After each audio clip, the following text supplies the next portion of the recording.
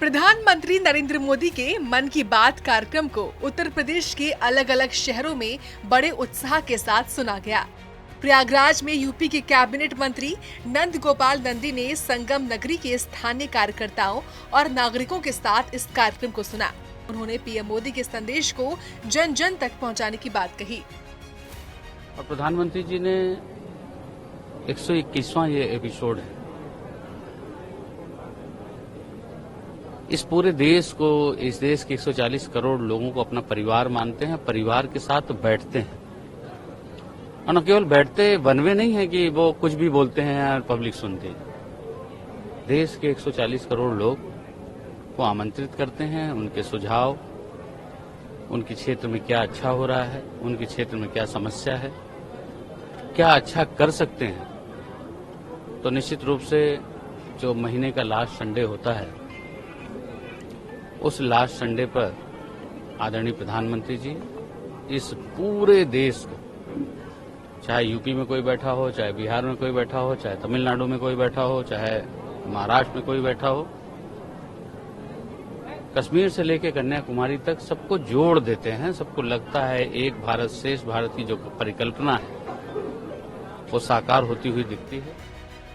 तो वहीं लखनऊ में कैबिनेट मंत्री दानिश आजाद अंसारी ने पार्टी कार्यकर्ताओं के साथ इस एपिसोड को सुना और इसे एकता का प्रतीक बताया। देखिए, अभी माननीय प्रधानमंत्री जी ने जो मन की बात में तमाम बातें कही, पूरे देश की भावना उन बातों से जुड़ी हुई है।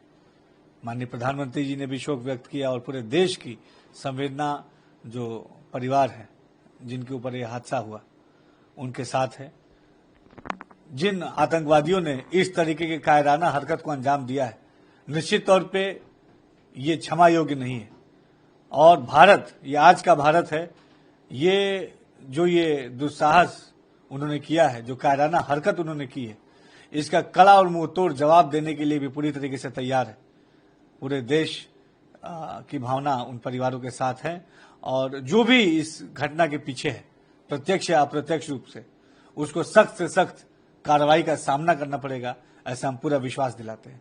एनआईए ने भी घटना की, प्रधानमंत्री नरेंद्र मोदी जी ने इस घटना को लेके पूरी तरीके से संजीदगी दिखाई है और गंभीरता दिखाते हुए जो भी कड़े और ठोस कदम उठाए जाने चाहिए इस घटना के विरोध में, इसका कड़ा जवाब देने के लिए, वो तमाम कदम भी हमारी केंद्र की मोदी सरकार उठा रही है।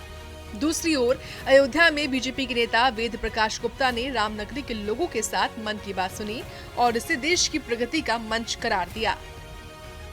मोदी जी ने जो स्टार्टिंग में बात कही, सही बात है। देश में आक्रोश है, गुस्सा है, अब गुस्सा भी है, आक्रोश भी है और उम्मीद भी है मोदी जी से देश की जनता को कि जो ये नृशंस और जो क्रूर जो हत्याकांड पाकिस्तान पस्त जो ताकतें थी उन्होंने किया, तो इस बात को लेकर के बड़ा गुस्सा है और देश की जनता को बहुत उम्मीद है मोदी जी से कि जिस तरीके से चाहे उड़ी का हमला था, चाहे पुलवामा का था, चाहे सर्जिकल स्ट्राइक कर करके और एयर स्ट्राइक कर करके जो बदला लिया गया था, इस बार भी बदला लिया जाएगा। और इस बार बदला ऐसा लिया जाएगा कि पाकिस्तान कभी हिम्मत ही ना जुटा सके हिंदुस्तान के अंदर ऐसी कोई घटना है, ऐसी हरकत करने। इस एपिसोड में पीएम नरेंद्र मोदी ने जम्मू कश्मीर के पुंछ में हाल ही में आतंकी हमले का जिक्र किया है। उन्होंने कहा कि कश्मीर में शांति और पर्यटन बढ़ रहा था, लेकिन देश के दुश्मनों ने इसे बाधित करने की कोशिश की। पीएम ने आतंकवाद के खिलाफ देश की एकजुटता पर जोर दिया। साथ ही देश भर में पड़ रही भीषण गर्मी को देखते हुए उन्होंने लोगों को पानी पीने और छाया में रहने जैसे बचाव के टिप्स भी दिए। मन की बात का 121वां एपिसोड उत्तर प्रदेश के लोगों के लिए एकता, जागरूकता और प्रेरणा का संदेश लेकर आया। प्रयागराज, लखनऊ और अयोध्या में इस कार्यक्रम को सुनने की गूंज से साफ है कि पीएम मोदी का ये मंच देशवासियों को जोड़ने और प्रगति की राह दिखाने में अहम भूमिका निभा रहा है। ब्यूरो रिपोर्ट, सूर्या समाचार।